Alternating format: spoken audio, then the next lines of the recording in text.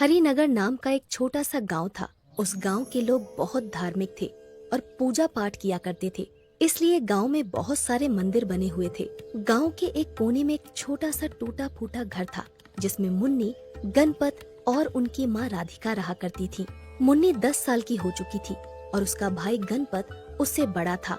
दोनों भाई बहन एक दूसरे को बहुत प्यार करते थे और साथ साथ खेला करते थे। मुन्नी और गणपत भगवान गणेश के बहुत बड़े भक्त थे। दोनों रोज सुबह उठकर मंदिर जाते थे और भगवान गणेश की पूजा किया करते थे। राधिका भी गणेश भगवान को बहुत मानती थी और अक्सर गणेश भगवान के नाम पर घर में लड्डू बनाती रहती थी। लेकिन उनके घर की स्थिति बहुत खराब थी। राधिका दिन भर मेहनत मजदूरी करके पैसे कमाती थी और अपने दोनों बच्चों का पेट पालती थी। एक दिन राधिका काम करके शाम को वापस अपने घर लौट रही थी। रास्ते में उसे बनिए की दुकान दिखाई देती है। अरे चाचा, आज तुम दुकान पर कैसे आ गए? और बिट्टू कहाँ है? अरे बेटा, उसकी तबीयत तो बहुत खराब है, इसलिए मुझे दुकान पर आना पड़ा। अच्छा चाचा, मुझे 1 किलो बेसन दे दो। बहुत दिनों से लड्डू बनाकर गणेश भगवान को प्रसाद नहीं लगाया।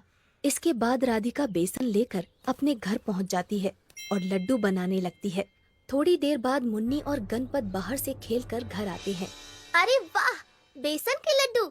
मुझे तो लड्डू देखकर रहा ही नहीं जा रहा।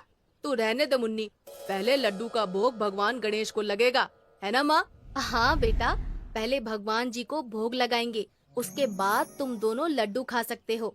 अच्छा ठीक है, लेकिन माँ, मुझे आपसे एक बात पूछनी थी। हाँ मुन्नी, पूछो। गांव के बाहर एक सर्कस आया है जिसमें एक हथनी का बच्चा फ्री में मिल रहा है। मैं वो हथनी अपने घर पर लाना चाहती हूँ। नहीं मुन्नी बेटा, हम लोग बहुत गरीब हैं, हम हथनी की सेवा नहीं कर सकते। लेकिन मुन्नी रोने लगती है और मजबूर होकर गणपत वो हथनी अपने घर ले आता है। हथनी के घर आते ही मुन्नी बहुत खुश हो जाती है। धीरे धीरे समय गुजरता जाता है। मुन्नी और उस हथनी में गहरी दोस्ती हो जाती है। मुन्नी उसके ऊपर चढ़कर सारे गांव की सवारी करती है। राधिका भी जैसे तैसे पैसे जमा करके उस हथनी की सेवा करती है। एक दिन रात को तीनों लोग आपस में बातें कर रहे थे, तभी कोई दरवाजा खटखटाता है। अरे कोई है, दरवाजा खोलो। गणपत तुरंत दरवाजा खोलता है तो सामने बूढ़ी काकी खड़ी हुई थी। अरे आओ काकी, अंदर आओ। अरे काकी, इतनी रात को कैसे आना हुआ? अब क्या बताऊं बेटा, घर में खाने का एक दाना नहीं है और मेरी कोई नहीं सुनता। सबको तो बस अपनी अपनी पड़ी है। अगर तुम मुझे कुछ पैसे दे दो तो बड़ी मेहरबानी होगी। इतना सुनते ही कुछ देर के लिए सभी लोग शांत हो जाते हैं। फिर अरे कोई बात नहीं काकी, मेरे पास कुछ पैसे पड़े हैं, तुम ले जाओ। इतना कहकर राधिका अंदर जाती है और कुछ पैसे लाकर बूढ़ी काकी को दे देती है।